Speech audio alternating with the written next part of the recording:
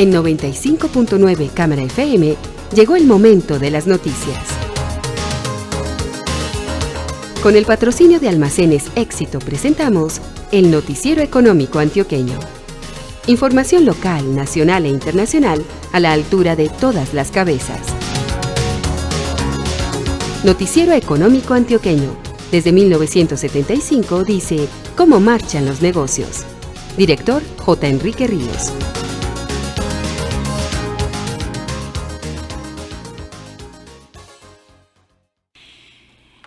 Muy buenos días, sea usted bienvenido. Hoy es domingo 23 de junio de 2019. Esta es la emisión 18.553 que ofrecemos en nombre de Almacenes Éxito.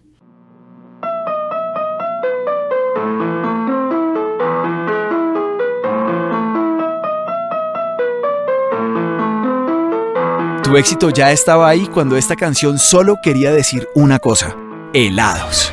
Celebremos que estos 70 años son solo el comienzo. ¿Sabe usted qué tienen sus clientes y electores en mente? Conozca las percepciones sobre sus productos, servicios o campañas y evite desperdiciar tiempo y dinero en acciones de marketing mal enfocadas. Encuestas de servicio, grupos focales e investigaciones cualitativas hacen parte de lo que en mente podemos hacer por su empresa y su campaña política. Escríbanos por WhatsApp al 300-775-1879 y le enviaremos gratis el informe digital sobre las tendencias del consumidor antioqueño. 300-775-1879. En mente, psicología del consumidor y el elector. El periodista Jesús Antonio Vargas Marín nos presenta al invitado de esta mañana. Muy buenos días, oyentes del Noticiero Económico Antioqueño. Este fin de semana con puente incluido por la fiesta del Corpus Christi, que será mañana 24 de junio, tenemos como invitado al licenciado en psicología, el doctor David Corbera, y él es director académico del Instituto Enrique Corbera. Pues ha venido a Medellín durante estos días con su padre, han recorrido parte del continente y con seguridad que además de las millas de avión para después tener pasajes gratis, tienen muchas experiencias para contar. Pues David, bienvenido al Noticiero Económico Antioqueño. Le presento el saludo del director J. Enrique Ríos y hablemos. Usted como director académico de este instituto, pues ¿a qué se dedica realmente? ¿Y cuál es como la esencia del Instituto de la Bioneuroemoción como tal? Buenos días. Buenos días. Bien, en primer lugar, simplemente pues agradecer esta entrevista y este espacio con usted. Bien, para resumir un poco qué es lo que hacemos dentro de lo que es la institución Enrique Corbera o Enrique Corbera Institute para muchos.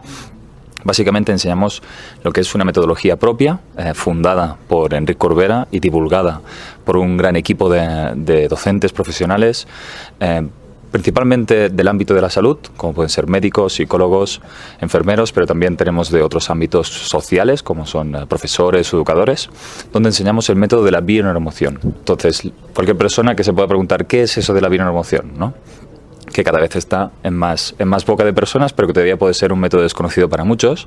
Se compone de tres palabras o tres siglas, que es bio, de biología, neuro, de neurología, y emoción, de emoción, que sería como el vehículo entre la mente y el cuerpo, ¿no? Entonces, básicamente, el método de la bioneuroemoción es una disciplina que se encarga de estudiar cómo las emociones influyen en todos los aspectos de nuestra vida, tanto en nuestro cuerpo a nivel físico como en aspectos sociales, en nuestras relaciones interpersonales. Entonces, lo que hacemos nosotros es concienciar a la gente a través de cursos de formación de la importancia de saber gestionar correctamente las emociones, porque eso regula el impacto que ellas pueden ejercer tanto en nuestro estado físico como en nuestro estado emocional, como en nuestro estado interpersonal y social. Entonces, hay muchas personas que acuden a nuestros cursos de formación no solamente para aprender esta herramienta, porque es una herramienta que puede aplicar todo el mundo, sino también para poder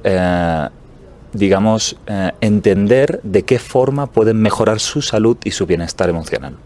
Ese sería el objetivo principal de nuestra función y de nuestra labor, y tenemos la suerte de poder recorrer pues tanto países latinoamericanos, principalmente viajamos por Argentina, por Chile, por Perú, por Ecuador, por Colombia y obviamente por España, impartiendo pues esta formación y divulgando este método que está ayudando a tantas personas. David, pero ¿la gente en cualquier país tiene las mismas inquietudes? En buena parte sí. Es decir, obviamente cada país tiene su idiosincrasia, tiene su cultura, pero como muchos psicólogos y sociólogos han estudiado, siempre hay un sustrato común en todas las culturas, hay unas preocupaciones, unos conflictos y unas estructuras básicas que se repiten en todas las culturas y en todas las sociedades. Entonces, más allá de las diferencias puntuales que pueden haber en cada uno de los países, las personas repiten los mismos conflictos emocionales una y otra vez en todas partes. Eso sí que es así, lo hemos podido comprobar y constatar casi empíricamente con toda la experiencia que llevamos recorriendo más de 10 años de formación. Hoy se dice que estamos supremamente bien comunicados, pero parece que también la incomunicación hace parte de este mundo y la soledad también se ha apoderado de los individuos. En esencia, al final de cuentas, ¿qué es lo que ustedes enseñan en el instituto? Eso es, y va muy bien que menciones el tema de la soledad, porque efectivamente, aunque puede parecer que estamos en un mundo súper globalizado y súper interconectado, también estamos en la época donde se registran mayores índices de soledad y de aislamiento social. Y eso es una gran preocupación. De hecho, Jo Marchand, que es una científica, dice que la soledad en compañía es el mal del siglo XXI. Que muchas personas, incluso dentro de sus matrimonios, incluso dentro de un grupo social, se pueden sentir solas y excluidas. Y eso es algo que, como decías antes, es un problema que nos encontramos en todas partes. Y una de las enseñanzas que nosotros transmitimos a través de nuestros cursos y de nuestros vídeos divulgativos es que las personas tienen que aprender a respetarse en esos contextos. Porque obviamente cuando una persona está, por ejemplo, en un matrimonio y no respeta sus emociones y no respeta su coherencia emocional, eso efectivamente tiene efectos muy contraproducentes con respecto a su salud y a su bienestar. De hecho, se ha demostrado que esa incoherencia emocional, que está intrínsecamente ligada a la sensación de aislamiento o de soledad, como mencionabas, tiene efectos muy negativos con respecto al sistema inmune, al sistema endocrino, y que todo eso puede generar una inflamación de lo que es nuestro sistema orgánico, que hace que seamos más propensos a tener más enfermedades, a tener más síntomas físicos, etcétera, etcétera. Entonces, es muy importante para que las personas tengan más salud física y también un bienestar emocional, que sepan gestionar correctamente sus relaciones. Y eso, uno de los ingredientes principales que enseñamos a esas personas es a respetarse por encima de todo, a respetar lo que piensan, a respetar lo que sienten, por mucho que eso vaya en contra de la persona que tienen al lado. Entonces, a veces esa asertividad, que es muy difícil de aplicar, obviamente por las creencias y los condicionamientos que venimos arrastrando de pequeños, es muy necesario que las personas lo tengan muy presente, porque a veces es mejor estar solo que mal acompañado, mientras uno respete esas emociones y sus estados emocionales principales. ¿Qué tipo de personas, formación profesional u ocupación, son las que acuden principalmente a los cursos, a los seminarios que ustedes dictan en el Instituto Enric Corbera? Bien, para nuestra sorpresa tenemos un público muy heterogéneo, pero sí que si tuviéramos que decir, digamos, el espectro que más se repite, serían personas de entre 30 a 50, 55, 60 años, más mujeres que hombres, porque obviamente las mujeres son las que llevan el cambio en el mundo. Y sí que el perfil, digamos, también es muy variopinto, pero tenemos a muchas personas que están, digamos, formadas en ámbito de la salud, como decía, y que encuentran un atractivo muy interesante la bioemoción para complementarlo en su profesión, ¿no? Entonces podemos tener a psicólogos, podemos tener a médicos, podemos tener a enfermeras, podemos tener a profesores, pero luego también podemos tener a, digamos, empresarios, podemos tener a ingenieros, podemos tener a arquitectos, porque al final se trata de que este método no es algo que tú tengas que aprender para aplicar a los demás, que también sirve para eso, sino principalmente un método para tener herramientas personales para saber cómo gestionar tus conflictos. Es decir, cada vez que me encuentro yo en una situación de dificultad con respecto a mi familia, con respecto a mi pareja, con respecto a mis amigos, ¿qué puedo hacer yo para poder encontrarme mejor y gestionar esa situación de una forma distinta? Entonces, la binomoción enseña eso, herramientas para la persona. Entonces, como el proceso es principalmente personal, eso hace que tengamos un público de mucha diversidad. Pero con qué habilidades queda una persona después de asistir a los programas de formación que ustedes han venido impartiendo en diversas partes? Bien, son muchísimas, le voy a mencionar unas cuantas. Por ejemplo, una de las, de las más importantes habilidades es el poder, tomar distancia emocional cuando uno está en una situación de conflicto. Y le voy a explicar con un ejemplo. Imagínese que yo estoy delante de mi pareja y estoy teniendo una discusión por temas familiares con respecto a sus padres, ¿sí? Digamos que yo es una situación conflictiva que yo repito recurrentemente, ¿sí? Entonces, la binomoción te enseña a que tú te pares en ese momento, ¿sí? Tomes distancia emocional y puedas disociarte de esa situación y analices qué de eso que está ocurriendo tiene que ver contigo. Porque se ha demostrado científicamente que la percepción, ¿sí? Está en un 80 o en un 90% relacionada con la memoria. Eso significa que nosotros no percibimos lo que nos pasa, sino que lo interpretamos constantemente con respecto a las experiencias que hemos tenido en nuestra vida. Por lo tanto, cuando reaccionamos frente a una situación conflictiva, no reaccionamos frente a lo que pasa. Reaccionamos con respecto a las experiencias previas que hemos tenido y que estamos infiriendo en esa situación. Entonces, si la persona tiene la habilidad de pararse un momento y cuestionarse su percepción y decir, quizá lo que estoy viendo no es lo que me altera, sino lo que yo interpreto de lo que veo, y empezar a indagar qué de eso que estoy interpretando tiene que ver con mi historia y con mis experiencias pasadas, eso permite que no seas, poseedor de la verdad, que te cuestiones tus creencias, que te cuestiones tus verdades y de algún modo ser más flexible a la hora de relacionarte con las otras personas. Y eso obviamente favorece un clima más equilibrado y más de bienestar. Apliquemos la bioneuroemoción al mundo de las empresas, sobre todo cuando hoy se habla mucho de clima laboral, clima organizacional, y hay clasificaciones donde dicen esta es una empresa mejor para trabajar que aquella. Bien, supongo que cuando alguien dice que esa empresa es mejor que aquella para trabajar es porque el equipo humano tiene más cualidades positivas que en otra empresa, porque obviamente si en una empresa no se cuida las relaciones interpersonales de los conformantes de ese equipo, difícilmente puede ser una empresa productiva, eficiente y resolutiva. La base de cualquier empresa tiene que ser las relaciones interpersonales de los empleados que conforman ese proyecto. Entonces, se están registrando, como decíamos al principio, en los índices de soledad. En las empresas también hay índices muy negativos con respecto a depresiones, ansiedad y cualquier tipo de patología psicosomática. En 2017, la OMS publicó que la depresión y la ansiedad, solamente estas dos patologías, suponían una pérdida de la productividad mundial de más de $1 billón. Eso como un dato aislado, preocupante obviamente, y más si sumamos cualquier otra patología. Si solamente tenemos estas dos y ya llegamos a estas cifras, pues imagínese, ¿no? Entonces, ¿qué puede hacer la bioneuroemoción en el contexto de la empresa? Pues obviamente muchas empresas, hasta ahora conscientes de cuál es el panorama actual y conscientes de que es un problema que tienen que acatar y resolver, aplican diferentes recursos para solventar eso. Por ejemplo, entrenamiento en habilidades comunicativas, entrenamiento en resolución de conflictos, programación en lingüística, coaching, mindfulness, toda una serie de disciplinas que, si bien ayudan a, minimizar ese impacto del estrés en el trabajo, una de las características de estas que he mencionado es que acatan o inciden principalmente en lo que es la conducta del individuo, pero no van más allá.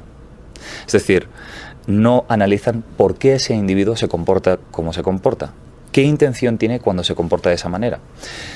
Lo que hace la primera emoción es hacer un paso más allá, ir al origen de ese comportamiento que tiene la persona. Entonces, le voy a poner un ejemplo para que quede claro. Imagínese que una persona está en su contexto laboral y tiene muchos conflictos con respecto a su jefe, ¿sí? Entonces, se le repite independientemente del trabajo en el que esté, porque esto pasa muchas veces, que las personas, aunque cambien de trabajo, se siguen encontrando los mismos conflictos en todos los trabajos en los que vayan, ¿sí? Entonces, tiene problemas cada vez con lo que es una figura de autoridad, ¿sí? Y esa persona le cuesta gestionar de otra manera cada vez que se encuentra con un jefe o con alguien que representa una autoridad, ¿sí? El jefe de su departamento o el jefe directo que pueda tener. Entonces, la bioemoción lo que hace es entender que la persona que está viviendo ese conflicto en el trabajo, en el fondo es una transferencia, una proyección de algo mucho más hondo. Y, siguiendo con el ejemplo, podría ser que esa persona esté proyectando en el trabajo un conflicto que siempre ha tenido en casa con su padre, que también era otra figura de autoridad. Porque se sabe que las relaciones interpersonales que establecemos nosotros en la primera infancia y en la adolescencia marcan toda la vida.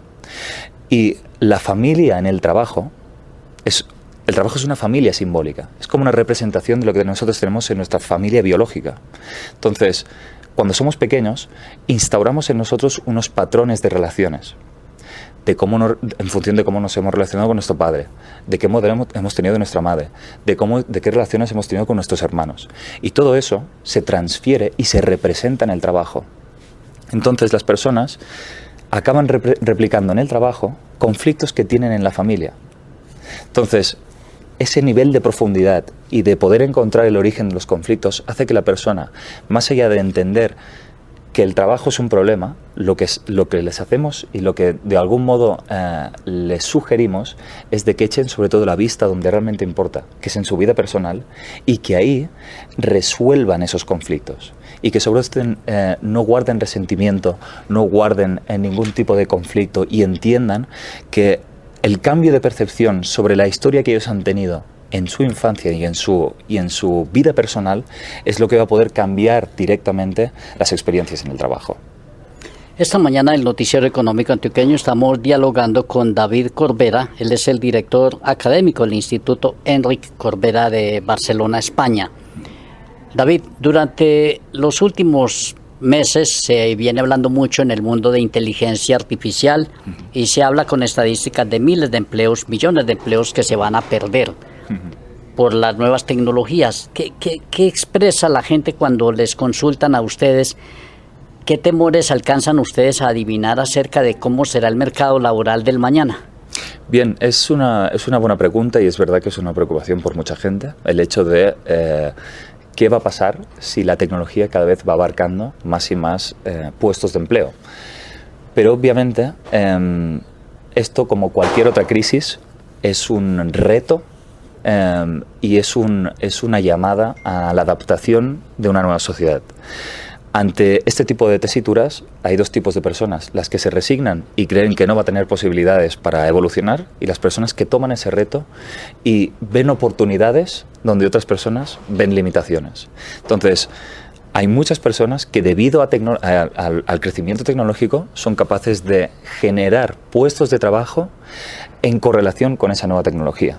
Entonces, yo un consejo que les daría a todas las personas que puedan estar preocupadas en ese sentido es que abran, digamos, su perspectiva, su mente, y sean capaces de tomárselo como una oportunidad para evolucionar y crecer a nivel personal.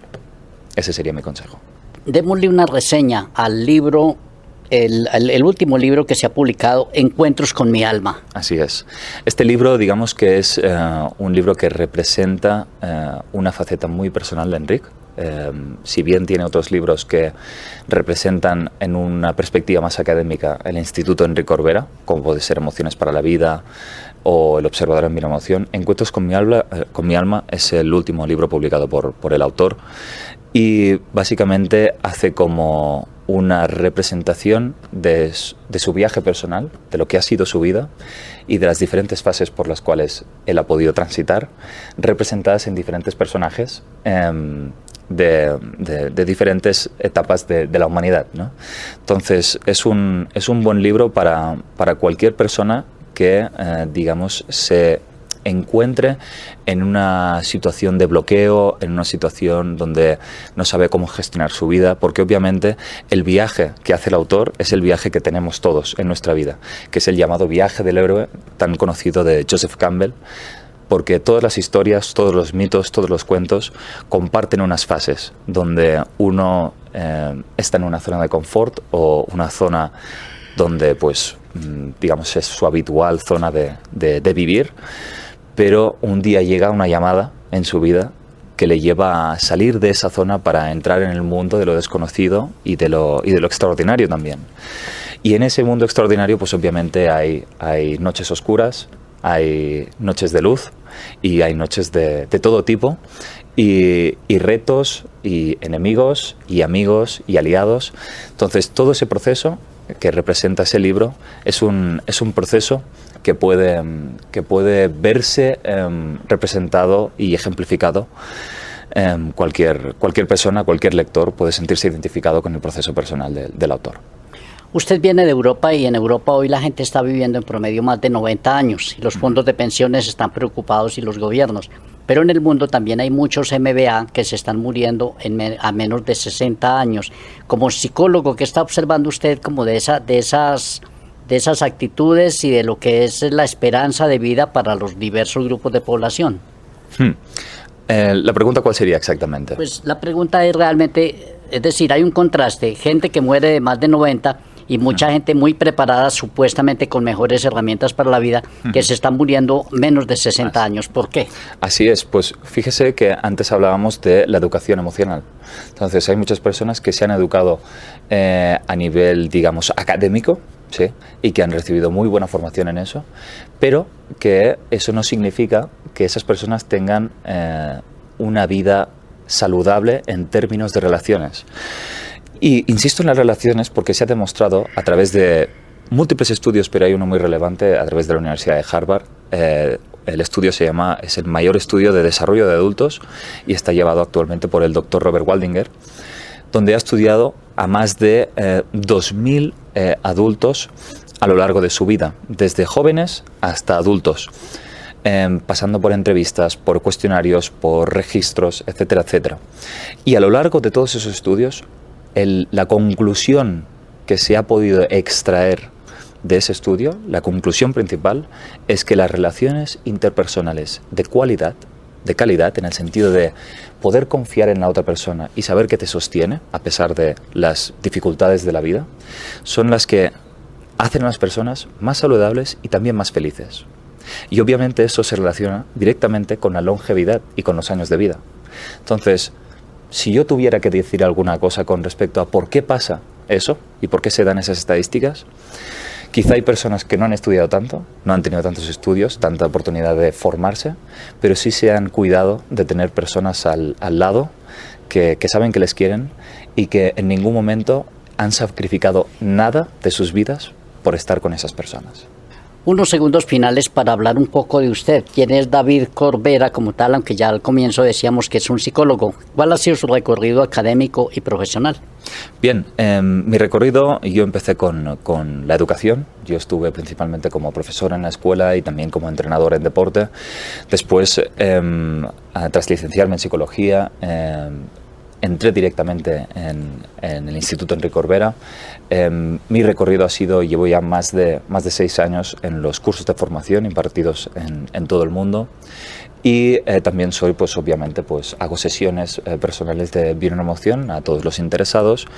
Y llevo ya más, pues eso que decía, ¿no? Más de 6 años en esa experiencia y obviamente, pues entrando en temas más de neuropsicología clínica y extendiendo todo cada vez más conocimientos del ámbito de la neuropsicología y del ámbito de los últimos avances de la ciencia en todo lo que respecta a la bioneuroemoción.